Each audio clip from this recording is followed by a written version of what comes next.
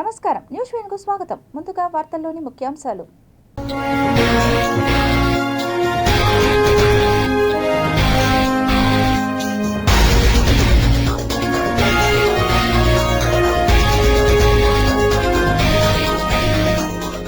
రూపురేఖలు మారిన సూరత్, బురద కుప్పల్లో మృతదేహాలు, అంధకారంలో ప్రభావిత ప్రాంతాలు. భారత్లో Israel Iron Dome production line, Rafael Advanced Defense Systems కీలక నిర్ణయం. ఏపీ కేబినెట్ కీలక భేటీ, అమరావతి అభివృద్ధిపై ఫోకస్. తిరుపతి నగర సుందరీకరణకు కీలక ముందడుగు, సిటీ ఆఫ్ లేక్స్ గా తిరుపతి, 750 కోట్లతో తుడా ప్రతిపాదన. తిరుపతిలో డబుల్ మర్డర్ కేసు ఛేదించిన పోలీసులు, 3 నిందితుల అరెస్ట్. తిరుపతి జిల్లా అదనపు ఎస్పీ రవి మనోహరాచారి వెల్లడి.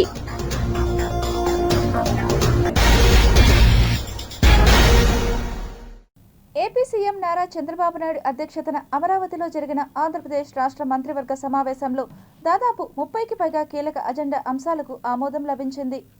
Multi village drinking water schemes, గ్రామాల్లో 9,355 కోట్లతో 10 భారీ మల్టీ విలేజ్ త్రాగునీటి పథకాల మంజూరుకు మంత్రివర్గం ఆమోదం తెలిపింది. నీటి ఎద్దడి ఉన్న ప్రాంతాల కోసం 1,811 కోట్లతో 2,943 త్రాగునీటి పథకాలకు అనుమతులు మంజూరు చేశారు. పెద్దగడ్డ రిజర్వాయర్ కమాండ్ ఏరియా ఆధునికీకరణతో పాటు కుప్పంలో ఫీడర్ ఛానల్స్, బీరగానిపల్లెలో రిజర్వాయర్ పనులకు కేబినెట్ ఆమోదం లభించింది. భూ సమీకరణ నిర్ణయాలు, అమరావతిలో 2వ విడత కింద భూములిచ్చే 7 గ్రామాల రైతులకు 1,50,000 వరకు సాగు రుణమాఫీ చేయాలని నిర్ణయించారు. 2026 జనవరి 6 కంటే ముందు తీసుకున్న రుణాలకు మాత్రమే ఈ మాఫీ వర్తిస్తుంది. భూములిచ్చిన ఇవ్వబోయే రైతులకు ఏటా మెట్ట భూములకు 3,000, జరీబు భూములకు 5,000 చొప్పున కౌలు పెంచే ప్రతిపాదనకు ఆమోదం లభించింది. దీనితో మొత్తం కౌలు మెట్ట రైతులకు 40,000కు, జరీబు రైతులకు 60,000కు చేరనుంది. 2వ విడత భూ సమీకరణ పరిధిలోని 307 ఎకరాల ఇనాం భూములకు గాను దేవాదాయ శాఖకు 159 కోట్ల పరిహారం చెల్లించేందుకు ఆమోదం తెలిపారు. సిఆర్డీఏ ఆమోదించిన సంస్థలకు ఎన్ఎఫ్డిబి భారీ అక్వేరియం కార్యాలయానికి, అలాగే Isha Foundation, Art of Living, CII Global Leadership Centre సంస్థలకు భూ కేటాయింపులు జరపనున్నారు. కేబినెట్ అజెండా ముగిసిన తర్వాత సోషల్ మీడియా ట్రెండ్స్, ప్రభుత్వానికి వ్యతిరేకంగా జరుగుతున్న దుష్ప్రచారంపై మంత్రులు, సీఎం సుదీర్ఘంగా చర్చించారు. రాష్ట్ర డీజీపీ హరీష్ కుమార్ గుప్తా మరియు ఇతర పోలీస్ అధికారులు సోషల్ మీడియా పోస్టులపై కేబినెట్కు పవర్ పాయింట్ ప్రజెంటేషన్ ఇచ్చారు. ప్రభుత్వానికి వ్యతిరేకంగా కూటమి నేతలను కించపరుస్తూ వస్తున్న వీడియోలపై మంత్రులు తీవ్ర అభ్యంతరం వ్యక్తం చేశారు. భావ ప్రకటన స్వేచ్ఛను గౌరవిస్తూనే హద్దులు మీరిన అభ్యంతరకర వ్యాఖ్యలను ఉపేక్షించవద్దని స్పష్టం చేశారు. ప్రభుత్వ ఉద్యోగం సాధించాలనే నిరుద్యోగుల కలలను ఆసరాగా చేసుకుని కేటుగాళ్లు రెచ్చిపోతున్నారు. పవిత్ర పుణ్యక్షేత్రమైన తిరుమల తిరుపతి దేవస్థానం పేరు చెప్పి అక్రమ మార్గాల్లో ఉద్యోగాలు ఇప్పిస్తామంటూ నిరుద్యోగులను నమ్మించి కోట్లాది రూపాయలు గుంజిన ఒక భారీ మోసం తాజాగా తిరుపతిలో వెలుగు చూసింది. తిరుపతిలో నిరుద్యోగులే లక్ష్యంగా కిరణ్ కుమార్ రెడ్డి అనే నిందితుడు భారీ వసూళ్లకు తెరలేపాడు. తాను ఒక అడ్వకేట్నని పరిచయం చేసుకుని బాధితులకు నమ్మకం కలిగించాడు. TTD procurement general manager GM Subrahmanyam ద్వారా తనకు ఉన్నత స్థాయి సంబంధాలు ఉన్నాయని అబద్ధాలు చెప్పాడు. అంతేకాకుండా దేవస్థానంలో ఉన్న అన్యమత ఉద్యోగుల స్థానాల్లో వీరికి ఖాళీలు భర్తీ చేస్తామని నమ్మబలికాడు. నిరుద్యోగులను పూర్తిగా నమ్మించడానికి టీటీడీ అధికారిక లోగోలతో కూడిన నకిలీ అపాయింట్మెంట్ లెటర్లను కూడా సృష్టించి ఇచ్చాడు. దీంతో నిజంగానే ఉద్యోగాలు వస్తాయని నమ్మిన బాధితుల నుంచి ఒక్కొక్కరి వద్ద 15 లక్షల నుండి 50 లక్షల వరకు వసూలు చేశాడు. ఇలా దాదాపు 25 మందికి పైగా నిరుద్యోగుల నుండి సుమారు 3 కోట్ల రూపాయల మేర దోచుకున్నాడు. డబ్బులు తీసుకున్న తర్వాత జాయినింగ్ ఆర్డర్స్ పేరుతో నిందితుడు నెలల తరబడి కాలయాపన చేస్తూ వచ్చాడు. అనుమానం వచ్చిన బాధితులు అతన్ని నిలదీయగా సమాధానం దాటవేయడంతో మోసపోయామని గ్రహించి తిరుపతి ఈస్ట్ పోలీసులకు ఫిర్యాదు చేశారు. తిరుపతి ఈస్ట్ పోలీస్ స్టేషన్ పరిధిలోని పద్మావతి కళ్యాణ మండపం సమీపంలో జరిగిన ఘర్షణలో 2 వ్యక్తులు హత్యకు గురైన సంఘటనలో ముద్దాయిలను అరెస్టు చేశామని అడిషనల్ ఎస్పీ రవి మనోహరాచారి తెలిపారు. దీని బ్యాక్డ్రాప్ ఏమంటే, ఇప్పుడు ఈ కేసులో ఉన్నటువంటి 2వ ముద్దాయి ఎవరైతే సునీల్ ఉన్నాడో, నైనార్ సునీల్ అని, వీళ్ళందరిది కూడా ఏర్పేడు మండలం జంగాలపల్లి గ్రామం. యాక్చువల్గా ఈ సునీల్ యొక్క వైఫ్కి మధ్యలో కొంత కుటుంబ వివాదాలు ఉన్నాయి చాలా కాలంగా. 2021లో ఎప్పుడు పెళ్లి చేసుకున్నారు, ఆ తర్వాత 1 year 2 years కలిసి ఉన్నారు, ఆ తర్వాత విభేదాలు వచ్చాయి, విడిపోయారు. ఒక 1.5 సంవత్సరం నుంచి కంప్లీట్గా సపరేషన్ అయిపోయారు. దాంట్లో వాళ్ళ మధ్యలో ఎప్పుడూ దాదాపు 2-3 కేసులు కూడా ఉన్నాయి నాకు తెలిసి, ఎక్కడ ఏర్పేడు పోలీస్ స్టేషన్ పరిధిలో. దీనికి సంబంధించి ఇప్పుడు ఇందులో ఎవరైతే ఒక డిసీజ్ ఉన్నాడో మునిరత్నం అని, ఆ మునిరత్నం అనే అతను ఈ భార్యాభర్తల మధ్యలో పెద్ద మనిషి. అంటే వాళ్లకు వీళ్లకు పంచాయతీ చేసి ఏదో సెటిల్ చేద్దామనేటువంటి వ్యక్తి. అయితే వీళ్ళు ఆ రోజు రాత్రి ఆ పెళ్లి కూడా, ఆ కళ్యాణ మండపంలో జరిగే పెళ్లి కూడా ఏర్పేడు మండలం వాళ్ళదే, పెళ్లి కూడా జంగాలపల్లి వాళ్ళదే ఆ పెళ్లి కూడా. సో ఆ పెళ్లికి ఈ కంప్లైంట్ ఎవరైతే ముద్దాయిలు వచ్చారు, అదేవిధంగా ఈ డిసీజ్ వచ్చారు. అయితే అక్కడ ఆ భార్యాభర్తల వివాదానికి సంబంధించి మాట పెరిగింది. క్వశ్చన్ చేస్తే ఆ మాట పెరగడం వల్ల ఆ కత్తి తీసుకొని నరకడం జరిగింది. అది మీకు ఆ తర్వాత మీకు సబ్సిక్వెంట్గా మొత్తం డీటెయిల్స్ మీకు తెలుసు. సో దాంట్లో ఈ ముద్దాయిల్ని ఈరోజు సాయంత్రం 4 గంటల ప్రాంతంలో ముగ్గురు ముద్దాయిలను అరెస్ట్ చేయడం జరిగింది. వారిని ఇప్పుడు రిమాండ్ కూడా పంపడం జరుగుతుంది. తిరుమల శ్రీవారిని పలువురు ప్రముఖులు దర్శించుకుని మొక్కులు చెల్లించుకున్నారు. శుక్రవారం ఉదయం నైవేద్య విరామ సమయంలో స్వామివారిని central minister Jitan Ram Manjhi, minister Kondapalli Srinivas, MP Biplab Kumar Deb, MLC Pandula Ravindrababu స్వామివారిని వేరువేరుగా కుటుంబ సభ్యులతో కలిసి దర్శించుకుని మొక్కులు చెల్లించుకున్నారు. అనంతరం ఆలయ రంగనాయకుల మండపంలో వేద పండితులు వేద ఆశీర్వచనం చేయగా ఆలయ అధికారులు స్వామివారి తీర్థ ప్రసాదాలను అందజేశారు. President of America and others are engaged in other activities that is dangerous to the peace of the world, and that dangerous peace of the world is not good health for the universe. So I pray to God, Mr. Balaji, that you keep them so that their mind be cooled and peace be maintained in the world. And particularly ఆయన ఈరోజు రావడం, స్వామివారి దర్శనం చేసుకోవడం, ఆయన ఈరోజు ఇక్కడ కలవడం మా అందరికీ కూడా చాలా భాగ్యం కింద భావిస్తున్నాం.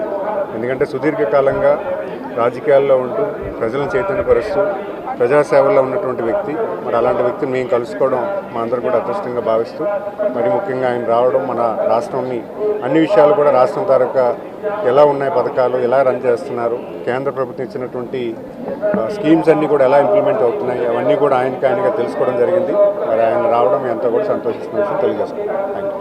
తిరుపతిని సిటీ ఆఫ్ లేక్స్ గా తీర్చిదిద్దుతామని ఇటీవల ప్రకటించిన ముఖ్యమంత్రి చంద్రబాబు దాన్ని నిలబెట్టుకునే క్రమంలో కీలక నిర్ణయం తీసుకున్నారు.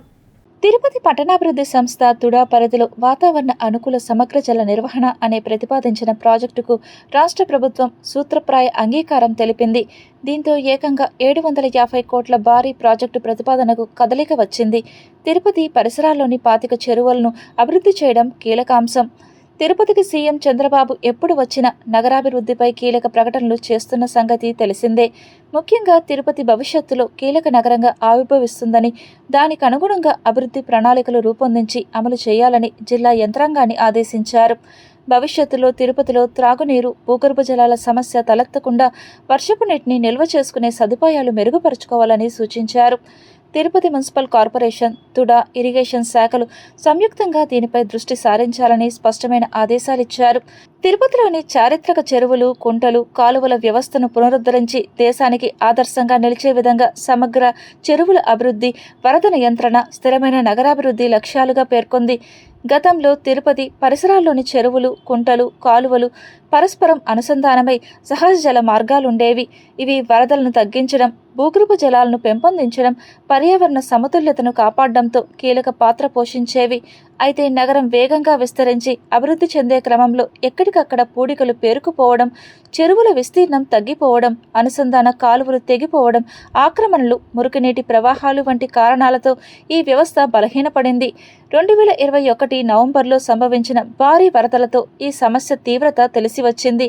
దీన్ని దృష్టిలో ఉంచుకుని కేవలం చెరువుల సుందరీకరణకే ప్రాజెక్టును పరిమితం చేయకుండా చెరువుల పునరుద్ధరణ, పరస్పర అనుసంధానం, వర్షపు నీటి పారుదల వ్యవస్థ బలోపేతం, భూగర్భ జలాల పెంపు, వరదలొచ్చినప్పుడు నీరు నిలిచిపోయే సమస్యల నివారణ, చెరువుల్లోకి మురుగు, ఘన వ్యర్థాలు చేరకుండా నిరోధించడం వంటి సమగ్ర చర్యలను ఈ ప్రాజెక్టులో ప్రతిపాదించింది. తిరుమలలో తల నీలాలు సమర్పించే ఆచారం ఎలా మొదలైంది, దాని వెనుక ఉన్న పురాణం ఏంటి, చరిత్ర ఏం చెబుతోంది అనే విషయాలు మాత్రం చాలామందికి పూర్తిగా తెలియవు. ఆసక్తికర కథనాన్ని ఓసారి చూద్దాం. తిరుమలకు వెళ్లే భక్తుల్లో చాలామంది తలనీలాలు సమర్పించడం ఆనవాయితీగా పాటిస్తుంటారు. చిన్నపిల్లల నుంచి పెద్దల వరకు లక్షలాది మంది ప్రతి ఏడాది ఈ మొక్కును తీర్చుకుంటారు.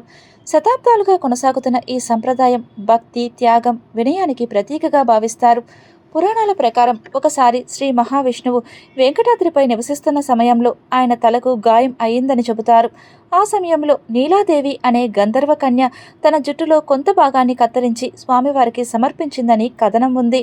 ఆమె భక్తికి మెచ్చిన శ్రీ వెంకటేశ్వర స్వామి తనను దర్శించుకునే భక్తులు తల నీలాలు సమర్పిస్తే ఆ పుణ్యం నీలాదేవికే చేరుతుందని వరం ఇచ్చినట్లు పురాణాలు వివరిస్తాయి. ఈ కథనే తిరుమలలో తల నీలాలు సమర్పించే ఆచారానికి మూలంగా చాలామంది విశ్వసిస్తారు. ఆధ్యాత్మికంగా చూస్తే జుట్టు అందానికి, అహంకారానికి ప్రతీకగా భావిస్తారు. దానిని భగవంతుడికి సమర్పించడం అంటే అహంకారాన్ని విడిచిపెట్టి సంపూర్ణ భక్తితో శరణాగతి పొందడం అనే భావన ఉంది. అందుకే మొక్కు నెరవేరిన తర్వాత కుటుంబ సంకల్పం మేరకు భక్తులు తల నీలాలు సమర్పిస్తుంటారు. ఇది కేవలం ఒక సంప్రదాయం మాత్రమే కాదు, తమ జీవితంలో దైవానుగ్రహానికి కృతజ్ఞతగా చేసే సమర్పణగా కూడా భావిస్తారు. చరిత్రకారుల అభిప్రాయం ప్రకారం దక్షిణ భారతదేశంలోని అనేక దేవాలయాల్లో తల నీలాలు సమర్పించే ఆచారం గతంలో నుంచే ఉన్నప్పటికీ తిరుమలలో ఇది అత్యంత విస్తృత స్థాయిలో కొనసాగుతోంది. తిరుమల తిరుపతి దేవస్థానం ఆధ్వర్యంలో కళ్యాణకట్టల్లో ప్రతిరోజు వేలాది మంది భక్తులు తల నీలాలు సమర్పిస్తారు. ఇందుకోసం ప్రత్యేక ఏర్పాట్లు, పరిశుభ్రత ప్రమాణాలు, సిబ్బందిని ఏర్పాటు చేశారు. భక్తులు సమర్పించే తల నీలాలను శుద్ధి చేసి వేలం ద్వారా విక్రయిస్తారు. ఈ ప్రక్రియ ద్వారా వచ్చే ఆదాయాన్ని తిరుమల తిరుపతి దేవస్థానం ఆలయ నిర్వహణ, భక్తులకు అందించే సేవలు, విద్య, వైద్యం, ధార్మిక కార్యక్రమాలు వంటి పలు ప్రజాహిత కార్యక్రమాలకు వినియోగిస్తోంది. ఇలా పురాణ విశ్వాసం, ఆధ్యాత్మిక భావన, చారిత్రక సంప్రదాయం, ఆధునిక నిర్వహణ వ్యవస్థ కలిసి తిరుమలలో తలనీలాల సమర్పణను ప్రపంచంలోనే అత్యంత విశిష్టమైన ధార్మిక ఆచారాల్లో ఒకటిగా నిలబెట్టాయి. ప్రత్యేక ఇంటెన్సివ్ రివిజన్ ఎస్ఐఆర్ ప్రక్రియ వేగవంతంగా కొనసాగుతోందని చిత్తూరు కలెక్టర్ సుమిత్ కుమార్ పేర్కొన్నారు. చిత్తూరు జిల్లాలో 13,40,126 ఓటర్స్ ఉంటే almost EF form, enumeration form distribution చేయడం జరిగింది. ఇప్పటి వరకు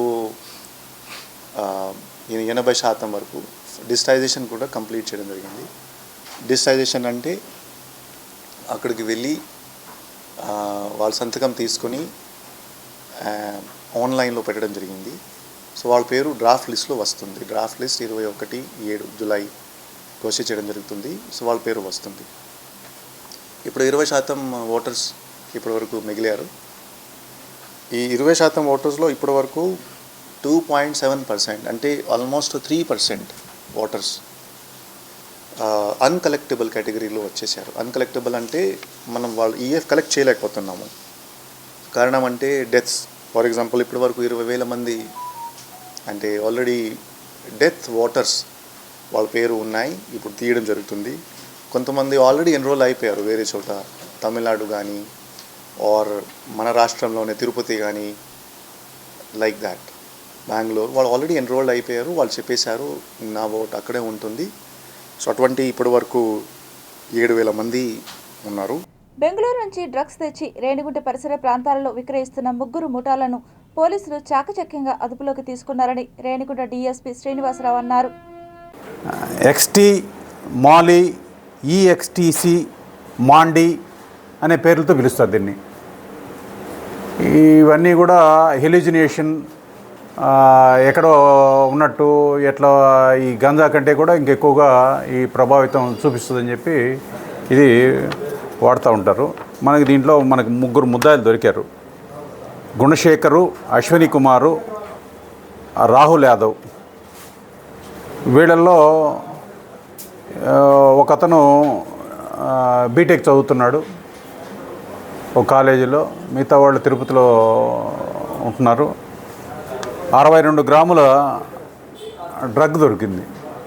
ఆ డ్రగ్తో పాటుగా వాళ్ళ దగ్గర 4 సెల్ ఫోన్లు, 2 డిజిటల్ వేయింగ్ మిషన్స్ సీజ్ చేయడం. దీన్ని ఈ యువతకి ముఖ్యంగా అమ్మకం ద్వారా వీళ్ళు బెంగళూరులో ఒక వ్యక్తి దగ్గర నుంచి తెస్తారు.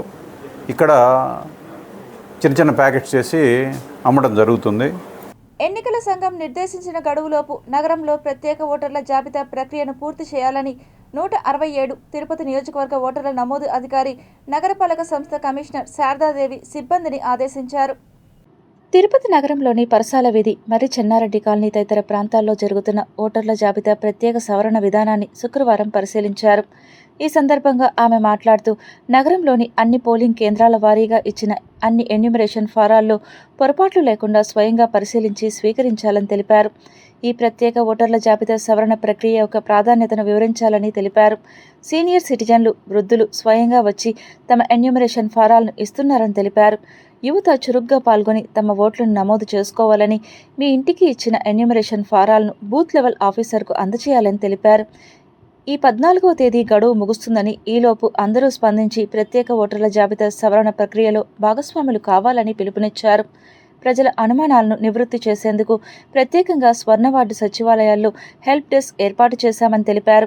ఈ కార్యక్రమంలో ఏఈఆర్ఓలు మూర్తి, రఫీ, సూపర్వైజర్లు, బూత్ లెవెల్ ఆఫీసర్లు తదితరులు ఉన్నారు. అంగన్వాడీ వర్కర్స్ అండ్ హెల్పర్స్ సమస్యలు పరిష్కరించడంలో కేంద్ర రాష్ట్ర ప్రభుత్వాలు వైఫల్యం చెందాయని నిరసిస్తూ శుక్రవారం కోర్కెల దినోత్సవం సందర్భంగా జిల్లా కలెక్టర్ కార్యాలయం ఎదుట సిఐటియు ఆధ్వర్యంలో ఆందోళన నిర్వహించారు. మీకు అన్ని రకాలుగా మేము అండగా ఉంటాము, అధికారంలోకి వచ్చిన తర్వాత వేతనాలు పెంచుతామని చెప్పారు. ఇప్పటికీ 24 నెలలైంది అధికారంలోకి వచ్చి. ఇప్పటి వరకు మీకున్నటువంటి కష్టమేందని అధికారికంగా వీళ్ళు పిలిచి మాట్లాడినటువంటి దాఖలా లేదు. వేతనాలు పెంచండి అని చెప్పి మేము కోరడంలో ఉద్దేశం కూడా ఏంటంటే, ఈ రాష్ట్రంలో 20 ఏళ్లుగా కనీస వేతనాల సవరణ జరగలేదు. ఇది షెడ్యూల్డ్ పరిశ్రమలో ఉన్నటువంటి 50 లక్షల మంది, రాష్ట్ర ప్రభుత్వ పరిధిలో ఉన్న కాంట్రాక్టు అవుట్సోర్సింగ్లో ఉన్న 3 లక్షల మంది, 1,00,000 మంది అంగన్వాడీలకు కూడా ఈరోజు ఏమాత్రం వీళ్ళ పట్ల బాధ్యత లేని పద్ధతిలో వ్యవహారం చేస్తూ ఉంది. అంగన్వాడీ వర్కర్లకు వేతనాలు 11,500, అది ఇప్పుడు పెంచి దగ్గర 6 సంవత్సరాల పైన అవుతుంది. ఇంతవరకు వేతనాలు పెంచలేదంటే మా అంగన్వాడీ వర్కర్లు ఏ విధంగా బతకాలి? ఈ పొద్దు రేట్లు ఎంత ఉన్నాయి, ధరలు ఎంత పెరిగిపోయినాయి. ఈ పెరిగిపోయిన అనుగుణంగా మనకు ఇవ్వాలని, వేతనాలు ఇవ్వాలని కనీస చట్టాలు కూడా అమలు చేయలేని పరిస్థితిలో అంగన్వాడీ వర్కర్లు ఉన్నారు. వాళ్లకు మా కనీస వేతనాలు సౌకర్యాలు కల్పించాలి. మాకు టీఏ బిల్స్ 2017 నుండి ఇంతవరకు మాకు టీఏ బిల్స్ లేవు. ఆ టీఏ బిల్స్ అడిగితే మీటింగ్ల మీద పెడతారు. ఒక్కొక్క అంగన్వాడీ వర్కర్ని ఆఫీసులకు ఎన్నిసార్లు అయినా తిప్పించుకుంటా అంటారు. ఇవన్నీ మాకు డబ్బుతో కూడిన పని. దానికోసమని మాకు టీఏ బిల్స్ ఇవ్వకుండా ఎగరగొట్టేస్తారు. 2023 సంవత్సరంలో 42 రోజులు సమ్మె చేసినప్పుడు మినిట్స్ కాపీ ఇచ్చింది ప్రభుత్వము. ఈ కూటమి ప్రభుత్వం ఏం చెప్పింది? మమ్మల్ని గెలిపించండి, మా టెంట్ల కాడికి వచ్చి మమ్మల్ని గెలిపించండి, మా అక్క చెల్లెలకు మేము న్యాయం చేస్తామని చెప్పిన ప్రభుత్వము ఇప్పటికీ 2 సంవత్సరాలు అవుతా ఉంది. కనీసం పని భారం ఆయన ఇష్టంగా యాప్లు పెడతా ఉంది కాబట్టి ₹1 కానీ పెంచలేదు. అదేవిధంగా అక్కడక్కడ అంగన్వాడీ వర్కర్లు ఈ పని భారం చేయలేక అక్కడక్కడ చనిపోతా ఉన్నారు. అందువల్ల ఇప్పుడు చనిపోయినా కూడా డబ్బులు లేవు, బతికినా డబ్బులు లేవు, రిటైర్డ్ అయిన వాళ్ళకి పెన్షన్ లేదు. అదేవిధంగా రిటైర్డ్ బెనిఫిట్ ఏమీ లేవు మాకు. ఏమంటే ఈఎస్ఐ, పిఎఫ్, కొన్ని చిన్న కంపెనీలో పనిచేసే వాళ్ళకు కూడా ఈఎస్ఐ, పిఎఫ్ సౌకర్యం ఉంటుంది. కానీ అంగన్వాడీ వాళ్ళు 50 ఏళ్ళు, 45 ఏళ్ళు పనిచేసే వాళ్ళకు కూడా ఈఎస్ఐ, పిఎఫ్ సౌకర్యం లేదు. ఖచ్చితంగా ఇప్పుడు కేంద్ర రాష్ట్ర ప్రభుత్వాలు ఈఎస్ఐ, పిఎఫ్ సౌకర్యం కలిగించాలి. శ్రీకాళహస్తీశ్వర స్వామివారి దేవస్థానం ఆధ్వర్యంలో నిర్వహించనున్న శ్రీ ద్రౌపది సమేత ధర్మరాజ స్వామివారి బ్రహ్మోత్సవాలను విజయవంతంగా నిర్వహించేందుకు దేవస్థానంలో సమన్వయ సమావేశం జరిగింది.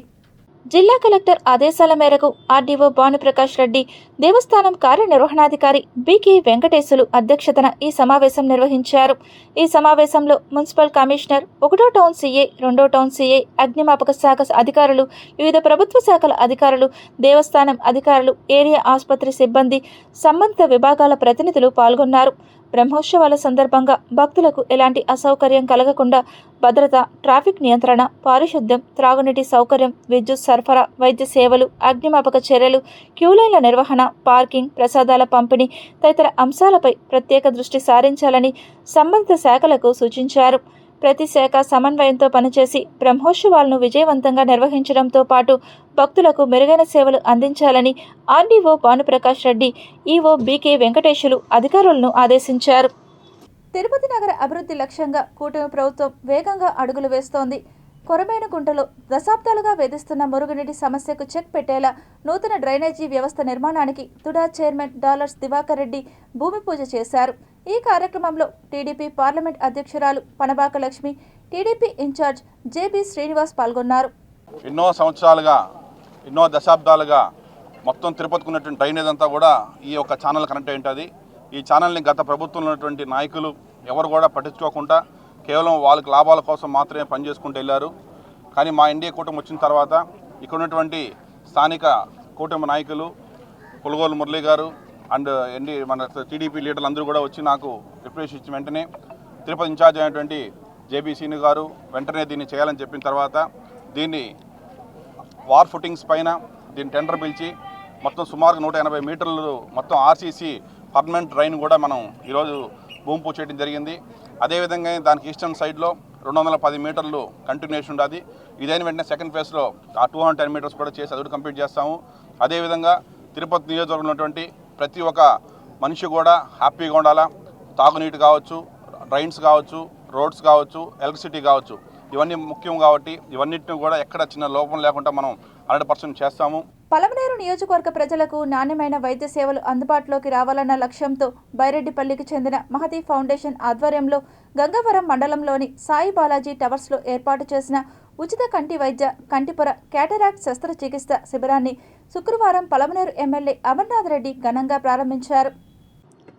చెన్నైకి చెందిన ప్రముఖ శంకర్ నేత్రాలయ వైద్య నిపుణులు అత్యాధునిక పరికరాలతో శిబిరంలో సేవలందిస్తుండగా స్థానిక కూటమి నాయకులతో కలిసి ఎమ్మెల్యే శిబిరాన్ని పరిశీలించి వైద్యులతో మాట్లాడారు. రోగులకు నిర్వహిస్తున్న పరీక్షలు, అందిస్తున్న వైద్య సేవల వివరాలను అడిగి తెలుసుకున్నారు. ఈ సందర్భంగా ఎమ్మెల్యే మాట్లాడుతూ ఆరోగ్యమే మహాభాగ్యం అనే నానుడిని ప్రతి ఒక్కరూ గుర్తుంచుకోవాలన్నారు. కంటి ఆరోగ్యంపై నిర్లక్ష్యం చేస్తే భవిష్యత్తులో తీవ్రమైన ఇబ్బందులు ఎదురయ్యే అవకాశం ఉందని పేర్కొన్నారు. కంటి సమస్యలు ఉన్నవారు ఆర్థిక ఇబ్బందులు, దూర ప్రయాణాల కారణంగా చికిత్సను వాయిదా వేయకుండా ఇలాంటి ఉచిత వైద్య శిబిరాలను తప్పనిసరిగా వినియోగించుకోవాలని సూచించారు. గ్రామీణ ప్రాంతాల ప్రజలకు నగర స్థాయి వైద్య సేవలను ఉచితంగా అందించాలనే సంకల్పంతో మహతి ఫౌండేషన్ ఈ శిబిరాన్ని నిర్వహించడం అభినందనీయమని ఎమ్మెల్యే కొనియాడారు. పరీక్షల అనంతరం అవసరమైన వారికి అక్కడికక్కడే కంటిపొర శస్త్రచికిత్సలు నిర్వహించి తదుపరి వైద్య పర్యవేక్షణ కూడా అందించడం ఎంతో గొప్ప సేవ అని అన్నారు. ప్రభుత్వంతో పాటు స్వచ్ఛంద సంస్థలు కూడా ప్రజారోగ్య పరిరక్షణలో భాగస్వాములు కావడం సమాజానికి ఎంతో మేలు చేస్తుందని పేర్కొన్న ఎమ్మెల్యే ఇటువంటి సేవా కార్యక్రమాలు మరింత విస్తరించాలని ఆకాంక్షించారు. పలమనేరు నియోజకవర్గ ప్రజలందరూ ఈ అవకాశాన్ని సద్వినియోగం చేసుకుని తమ కంటి ఆరోగ్యాన్ని కాపాడుకోవాలని పిలుపునిచ్చారు. అనంతరం ఎమ్మెల్యే స్వయంగా కంటి పరీక్షలు చేయించుకొని ప్రజలు కూడా ఎలాంటి అపోహలు లేకుండా కంటి పరీక్షలు చేయించుకోవాలని సూచించారు. ఈ కార్యక్రమంలో మహతి ఫౌండేషన్ నిర్వాహకులు నాగరాజు, శ్రీధర్ రెడ్డి, శ్రీనివాసులు రెడ్డి, దినకర్ శంకర్, నేత్రాలయ వైద్య బృందం, స్థానిక ప్రజాప్రతినిధులు, కూటమి నాయకులు, కార్యకర్తలు, గ్రామస్తులు పెద్ద సంఖ్యలో పాల్గొన్నారు. ప్రభుత్వ పాఠశాల విద్యార్థుల ప్రగతిని తెలుసుకునేందుకు లిప్ యాప్ను తల్లిదండ్రులు వినియోగించుకోవాలని పిలుపునిచ్చారు. విద్యా విధానంలో సరికొత్త మార్పులు తీసుకురావడం హర్షించదగ్గ విషయమని మండల విద్యాశాఖ అధికారి బాలాజీ పేర్కొన్నారు. ఆంధ్రప్రదేశ్ రాష్ట్ర ముఖ్యమంత్రి నారా చంద్రబాబు నాయుడు, ఉప ముఖ్యమంత్రి పవన్ కళ్యాణ్, విద్యాశాఖ మంత్రి నారా లోకేష్ ప్రత్యేక చొరవతో లిప్ యాప్ను ఎంతో ప్రతిష్టాత్మకంగా తీసుకువచ్చారని తెలిపారు. లిప్ యాప్ను డౌన్లోడ్ చేసుకోవడం ద్వారా ప్రభుత్వ పాఠశాలల్లో విద్యను అభ్యసిస్తున్న విద్యార్థుల ప్రోగ్రెస్ను తెలుసుకునే అవకాశం ఉంటుందని వివరించారు. ప్రతి తల్లిదండ్రులు ఈ యాప్ను సద్వినియోగం చేసుకోవాలని కోరారు. విద్యార్థుల విద్యా పురోగతిని ఇంటి వద్ద నుంచే తెలుసుకునేలా ప్రభుత్వం తీసుకొచ్చిన ఈ డిజిటల్ చొరవను అందరూ ఉపయోగించుకోవాలని సూచించారు. ఈ ప్రోగ్రాంలో ప్రతి పిల్లవాడి యొక్క డీటెయిల్స్ అన్నీ కూడా లీప్ యాప్ అనే పేరుతో అవి డిస్ప్లే అవుతాయి. సో ఆ లీప్ యాప్ను ప్రతి పేరెంటు తమ మొబైల్ ఫోన్లో డౌన్లోడ్ చేసుకొని యూజర్ ఐడి పాస్వర్డ్గా వాళ్ళ ఫోన్ నెంబర్తో లాగిన్ అయితే అది వాళ్ళ స్కూల్లో ఆ పేరెంటు వాళ్ళ విద్యార్థి వాళ్ళ దగ్గర ఉండే స్టూడెంట్స్ యొక్క మొత్తం డేటాను వాళ్ళే చూసుకోవచ్చు. ఆ బిడ్డకు ఎన్ని మార్కులు వచ్చినాయి, ఏ టెస్ట్లో ఎన్ని మార్కులు వచ్చినాయని కూడా పేరెంటు డైరెక్ట్గా ఆన్లైన్లోనే ఈ లీప్ యాప్ ద్వారా చూడొచ్చు. సో ఇది మంచి అవకాశము. ప్రభుత్వము ఇటువంటి అవకాశాన్ని ఇచ్చినప్పుడు ప్రతి తల్లి తండ్రి ఈ లీప్ యాప్ను వాళ్ళ మొబైల్ ఫోన్లో డౌన్లోడ్ చేసుకొని మీ విద్యార్థుల యొక్క ప్రోగ్రెస్ను వీక్షించాల్సిందిగా మిమ్మల్ని అందరినీ కూడా కోరుకుంటున్నాను. విద్యలో రాణించిన విద్యార్థి ప్రపంచంలో అన్ని రంగాల్లోనూ రాణించగలరని ఎంఈఓ భాస్కర్ నాయక్ అన్నారు. తిరుపతి నగరపాలక సంస్థ పరిధిలోని మోడల్ ప్రైమరీ ప్రాథమిక ఉన్నత పాఠశాలలో వి సపోర్ట్ చారిటబుల్ ట్రస్ట్ ఆధ్వర్యంలో విద్యార్థులకు పుస్తకాల పంపిణీ కార్యక్రమం నిర్వహించారు. ఈ కార్యక్రమానికి ముఖ్య అతిథులుగా ఎంఈఓలు Balaji, Bhaskar Naik, head master cluster incharge Ravichandran, పాఠశాల ప్రధానోపాధ్యాయులు ఖాదర్ బాషా తదితరులు హాజరై పుస్తకాలను పంపిణీ చేశారు. ఈ సందర్భంగా విద్యార్థులను ఉద్దేశించి మాట్లాడిన వారు బాల్యం నుండే విద్యా విధానాలపై అవగాహన కలిగి మంచి విద్యను అభ్యసించడం ద్వారా సమాజంలో అనేక మార్పులు వస్తాయని తెలిపారు. ముఖ్యంగా పుస్తకాలను చదివే అలవాటును పెంపొందించుకోవాలని సూచించారు. తమ పాఠశాలను గుర్తించి అవసరమైన పుస్తకాలను అందించడం గర్వించదగ్గ విషయమని కొనియాడారు. వి సపోర్ట్ చారిటబుల్ ట్రస్ట్ చేస్తున్న ఈ సేవా కార్యక్రమాలను అందరూ అభినందించాలని, విద్యార్థులు వాటిని సద్వినియోగం చేసుకోవాలని ఆకాంక్షించారు. వి చారిటబుల్ ట్రస్ట్ అధ్యక్షురాలు మేడం గారు ఇక్కడుండే విద్యార్థులకు అందరికీ కూడా వాళ్ళకు కావాల్సిన మౌలిక సదుపాయాలు, ముఖ్యంగా మనము గవర్నమెంట్ తరఫున వాళ్ళకి నోట్బుక్స్ అందజేయము. ఆ నోట్బుక్స్, స్లేట్స్ ఈ పాఠశాలలో చదివే అందరి విద్యార్థులకి సుమారు 30,000 విలువ చేసే పరికరాలని ఇక్కడ మనము అందజేస్తున్నారు. ఆ అందజేసిన పుస్తకాలలో ప్రతిరోజు ఒక పేజీ రాసి హోంవర్కు, క్లాస్ వర్కు, ఇంకా ఏదైనా టీచర్స్ చెప్పే ప్రతి అంశాన్ని క్షుణ్ణంగా ప్రతిరోజు ఏ రోజుకు ఆ రోజు చదువుకొని విద్యార్థులందరూ కూడా మంచి స్థితిలో ఉండాలా అనేది ఆమె యొక్క ఉద్దేశం. దాదాపుగా 260 మంది విద్యార్థులు చదువుతున్నారు. ఇంచుమించు ఇప్పటికే 100 అడ్మిషన్లు జరగడం పూర్తి అవడం జరిగింది. ప్రైవేటు, కార్పొరేట్ పాఠశాలల నుంచి కూడా తల్లిదండ్రులు నమ్మకం ఉంచి విద్యార్థులు మా పాఠశాలకు పంపిస్తున్నారు. సో దీనికి మా ఉపాధ్యాయుల కృషి, అలాగే వి సపోర్ట్ చారిటబుల్ ట్రస్ట్ లాంటి సంస్థల సహకారము, మరియు మా మండల విద్యాశాఖ అధికారులు కూడా ఈ సంవత్సరం మాకు స్ట్రెంత్ పెరిగింది కాబట్టి మరొక ఉపాధ్యాయుడిని అదనంగా సర్ప్లస్ టీచర్ని కేటాయిస్తున్నారు. సో వీరందరికీ కూడా నేను ధన్యవాదాలు తెలియజేస్తున్నాను. Thank you. Tirupati bullion gold jewellery and silver merchants association సమాచారం మేరకు తిరుపతి లోకల్ బులియన్ మార్కెట్లో బంగారం, వెండి ధరలు ఇలా ఉంటాయి.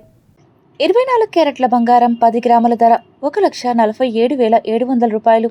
22 క్యారెట్ల బంగారం 1 గ్రాము ధర 13,195 రూపాయలు. వెండి 1 కేజీ ధర 2,29,800 రూపాయలు. రీటైల్ వెండి 1 గ్రాము ధర 234 రూపాయల 80 పైసలుగా ఉంటుంది. వార్తలు ముగించే ముందు ముఖ్యాంశాలు మరోసారి చూద్దాం.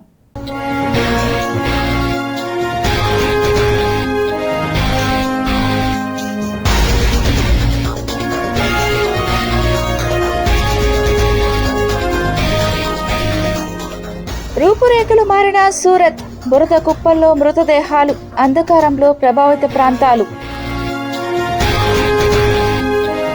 భారత్లో Israel Iron Dome production line, Rafael Advanced Defense Systems కీలక నిర్ణయం. ఏపీ కేబినెట్ కీలక భేటీ, అమరావతి అభివృద్ధిపై ఫోకస్. తిరుపతి నగర సుందరీకరణకు కీలక ముందడుగు, సిటీ ఆఫ్ లేక్స్ గా తిరుపతి, 750 కోట్లతో తుడా ప్రతిపాదన.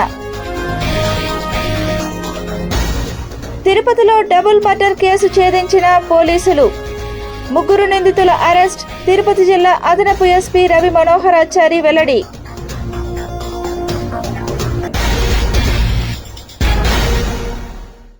ఈ వార్తలు ఇంతటితో సమాప్తం. సమగ్ర సమాచారంతో న్యూస్ విషయంలో మళ్ళీ కలుద్దాం. అంతవరకు సెలవు, నమస్కారం.